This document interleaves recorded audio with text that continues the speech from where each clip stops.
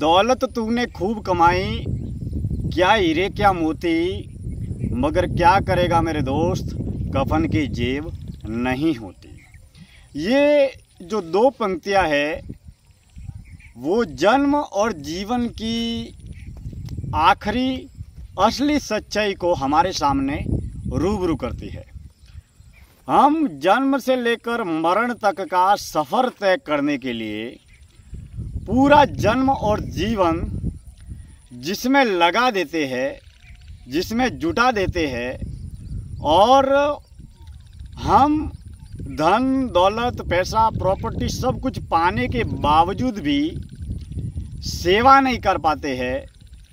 वास्तविक दीनहीन कमज़ोर गरीब लोगों पर करुणा नहीं कर पाते हैं, उनका सहयोग नहीं कर पाते हैं, लेकिन अंत में हम जो कुछ भी हासिल करते हैं वो सब कुछ यहीं पर छोड़कर चले जाते हैं। इस धरती पर हजारों लाखों करोड़ों अरबों खरबों की संपत्ति को हासिल करने वाले कई लोग आकर चले गए, लेकिन यहाँ से एक चवन्नी मात्र भी लेकर जाने की इजाज़त नहीं है। यानी कि जब तक हम इस संसार को जी रहे हैं, जब तक इस देह में प्राण चल रहे हैं, चेतना शक्ति विद्यमान है, जब तक देह में आत्मा है, तब तक सारे रिश्ते नाते और सारे संपर्क और संबंध अपने हैं। जैसे ही इस देह से प्राण छूट जाएंगे, वैसे ही यह देह, यह शरीर एक डेथ बॉडी बनकर रह जाएगा, एक मुर्दा लाश बनकर रह जाएगा। कहने का तात्पर्य यह है कि यह जो संसार जो है, यह जो दुनिया जो है, यह मात्र एक धर्मशाला है, एक होटल की तरह है। जिस तरीके से हम अपना घर परिवार छोड़कर किसी अन्य शहर में जाते हैं और वहाँ पर किसी दूसरी होटल में रहते हैं, किसी धर्मशाला में रहते हैं, वो भले ही 2 दिन 3 दिन 4 दिन, वहाँ पर होटल अपनी नहीं होती, होटल के रूम अपने नहीं होते, वहाँ पर वेटर्स जो होते हैं वो अपने नहीं होते,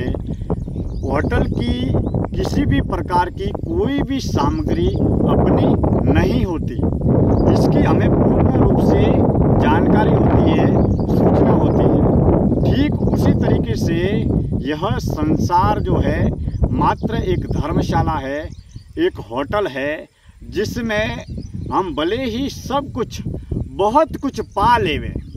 लेकिन उसका उपयोग करने की इजाज़त है वो अपने आप के लिए, अपने घर के लिए, अपने परिवार के लिए, अपने मित्रों के लिए, अपने रिश्तेदारों के लिए और अपने आस पास में तमाम जितने ज़रूरतमंद लोग हैं उनके लिए।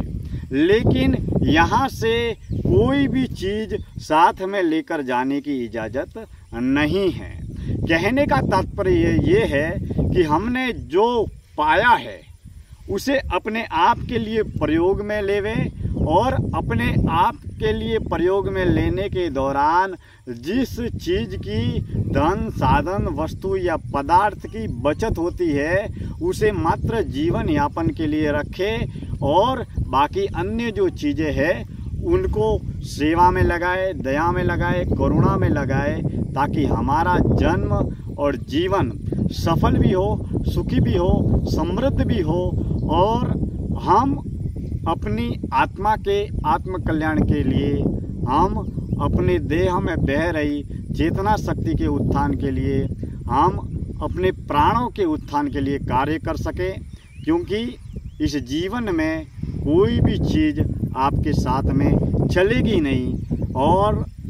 जो कुछ भी आप हासिल करेंगे वो यहीं का यहीं पर पड़ा रह जाएगा। लेकिन उन चीज़ों को, उन वस्तुओं को, उन पदार्थों को जुटाने के लिए, उनको पाने के लिए, उनको प्राप्त करने के लिए